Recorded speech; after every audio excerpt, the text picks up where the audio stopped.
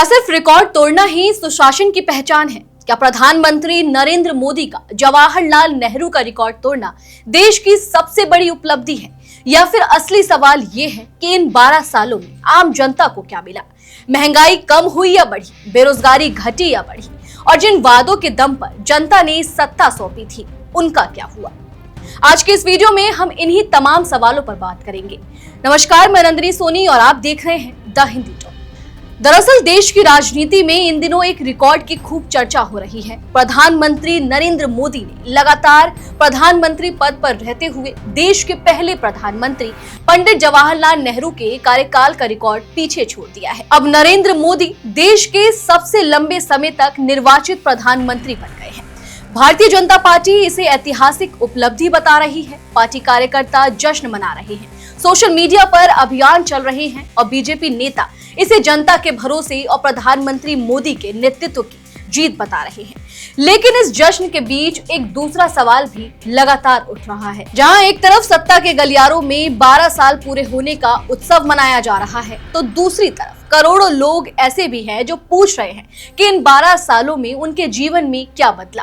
क्या उनकी आय बढ़ी? क्या रोजगार के अवसर बढ़े? क्या महंगाई कम हुई? क्या शिक्षा और स्वास्थ्य व्यवस्था पहले से बेहतर हुई? और सबसे अहम, क्या चुनावी मंचों से किए गए सभी बड़े वादे पूरे हो गए?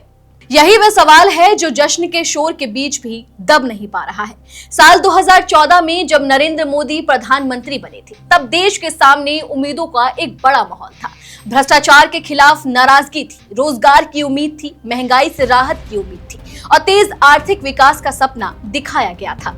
इसके बाद कई बड़े फैसले लिए गए। साल 2016 में नोटबंदी हुई। सरकार ने कहा कि इससे काला धन खत्म होगा, नकली नोटों पर रोक लगेगी और आतंकवाद की फंडिंग कमजोर होगी। लेकिन आलोचकों ने सवाल उठाए कि आखिर उस फैसले से देश को वास्तविक फायदा कितना मिला? छोटे व्यापारियों, दिहाड़ी मजदूरों और असंगठित क्षेत्र के लाखों लोगों को भारी मुश्किलों का सामना करना पड़ा। लंबी कतारें लगी, कारोबार प्रभावित हुआ और अर्थव्यवस्था पर उसके असर को लेकर आज भी बहस जारी है। उसके बाद आया जीएसटी। सरकार ने इसे ऐतिहासिक आर्थिक सुधार बताया और वन नेशन वन टैक्स का नारा दिया। लेकिन छोटे व्यापारियों और मध्य उद्योगों का एक बड़ा वर्ग लगातार ये शिकायत करता रहा कि जीएसटी की जटिल प्रक्रियाओं और बार बार बदलते नियमों ने उनके लिए नई चुनौतियां खड़ी कर दी हैं। इस दौरान देश का युवा रोजगार की उम्मीद लेकर सरकारी नौकरियों और प्रतियोगी परीक्षाओं की तरफ देखता रहा। लेकिन पिछले कई वर्षों में पेपर लीक की घटनाओं ने लाखों युवाओं को निराश कर दिया है। कभी रेलवे भर्ती परीक्षा विवाद में रही, कभी शिक्षक भर्ती, कभी पुलिस भर्ती और कभी अन्य प्रतियोगी परीक्षाएं। लाखों छात्रों सड़क पर उतरे, प्रदर्शन हुए और बार बार ये सवाल उठा कि आखिर मेहनत करने वाले युवाओं का भविष्य कब सुरक्षित होगा? आज भी करोड़ों युवा पूछ रहे हैं कि 12 साल बाद भी रोजगार सबसे बड़ा मुद्दा क्यों बना हुआ है।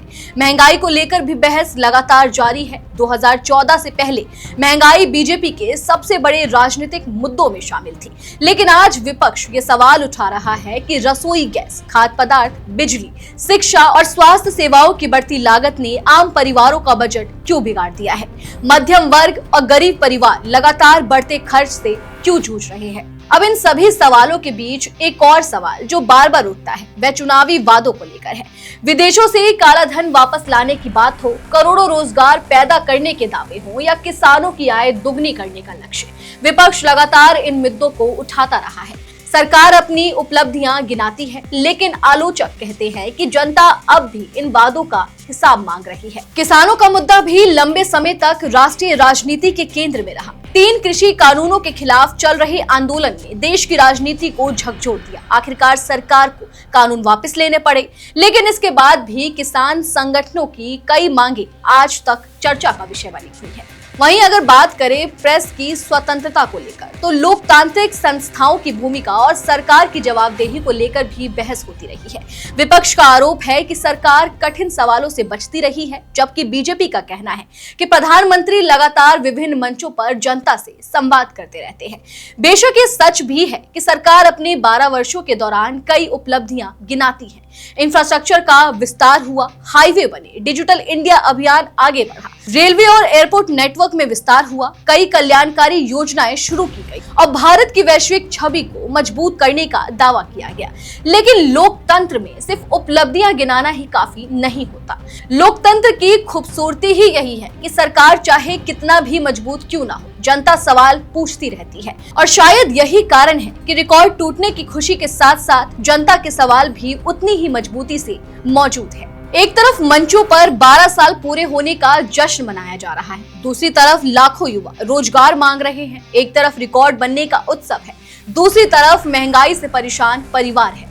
एक तरफ राजनीतिक उपलब्धियों की चर्चा है तो दूसरी तरफ वे लोग हैं जो अपने रोजमर्रा के संघर्षों का समाधान चाहते हैं। आखिरकार लोकतंत्र में किसी नेता या सरकार की सबसे बड़ी परीक्षा रिकॉर्ड बुक में दर्ज उपलब्धियां नहीं होती, बल्कि आम लोगों के जीवन में आया बदलाव होता है। बहस इस बात की भी है कि क्या इन 12 वर्षों में जनता की उम्मीदें उसी तरह पूरी हुई हैं जिस स्तर पर उनसे वादे किए गए थे। ये सवाल विपक्ष पूछ रहा है, ये सवाल राजनीतिक विश्लेषक पूछ रहे हैं और सबसे महत्वपूर्ण बात, ये सवाल देश का एक बड़ा वर्ग भी पूछ रहा है। अब फैसला जनता को करना है कि वह इन 12 वर्षों को किस नजर से देखती है, एक ऐतिहासिक राजनीतिक उपलब्धि के रूप में या फिर उन अधूरे सवालों और चुनौतियों के संदर्भ में जो आज भी जवाब मांग रहे हैं। क्योंकि रिकॉर्ड इतिहास की किताबों में दर्ज होते हैं, लेकिन सरकारों का असली मूल्यांकन जनता की जिंदगी में दिखता है।